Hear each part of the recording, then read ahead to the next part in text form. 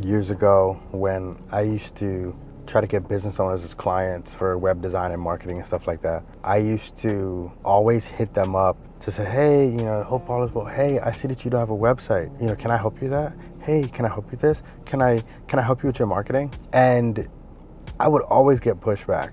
I switched up this little thing and it helped me dramatically. For one, and this is something that I'm teaching my sons, it's the value in delayed gratification. Like, you're not gonna get the fruit the same day you plant the seed. So I switched it up a little bit and I started to call these business owners. And instead of saying, hey, do you need help with your marketing? Do you need help with this? I would say stuff like, hey, I looked at some of your reviews on Google. They look really good. As I'm looking through my network, who should I be sending to you? Like, what type of clients are you looking for? I just want to make sure that I keep my eyes and ears open. And it always kept them on the phone. Like, this is straight cold calling. Okay, straight cold calling. What type of clients can I send your way? Like, I normally interface with these type of individuals. Are those the type of individuals who I should refer to your business? And it always sparked a conversation. They would then ask what it is that I do. And one thing that helped me out a lot, okay, and this is something that I advise many people to do, is to be a part of something. Be a part of something so that when people ask you what you do, it doesn't always have to be the work. It could be what you're connected to. So I would always say, oh, well, I do a lot of stuff in the community, supporting business owners with getting connected. And, many of them hit me up and they ask me for help with their marketing and creating different assets like websites and stuff like that. And that is where they would say, oh, wow, okay.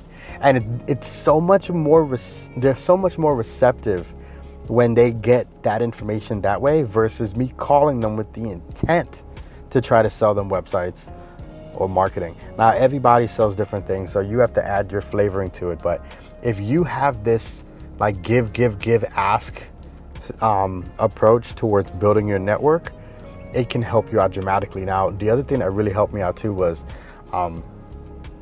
everybody that I interfaced with, I would input that into my CRM. Now, CRMs nowadays are cheap. I mean, there's a ton of free CRMs now. If you want to use a spreadsheet, you can use a spreadsheet as your CRM. I mean, just so that you can keep track of everybody that you're interfacing with. If you make a phone call to somebody, or if you interface with somebody and you have a small engagement and you of course, I don't want to say hang up the phone, but you end up like going your separate ways, always put a reminder to follow up with them like in a week or in 2 weeks, and always have a reason to follow up. Create reasons to follow up. Like, sometimes I would get on the phone and I would say, hey, okay, cool. So you like, you work very well with this type of prospect. Okay, cool. Yeah, I'll definitely look through my database and see, who I can send your way. Again, I'm calling you because I saw some good reviews. By chance, how long have you been doing this? And then I would, sometimes I would say, how long have you been doing this? And I would cut them off.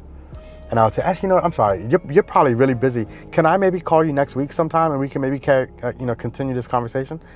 I would always try to cut them off a little bit just so that they could see that I'm like respecting their time. I'm not one of those people that will call them and think that they're just sitting around not doing anything. I use that as my exit, but also as my sort of entry point to be able to follow up. All right. So if that tip was good for you, follow me for some other tips on sales and outreach and stuff like that. I don't know what it is. Like, I love recording videos on like outreach and engagement, because in this world of AI, I feel like people are losing the human part of this process, which is just reaching out to people and connecting and engaging and being authentic and being real and being honest and being human.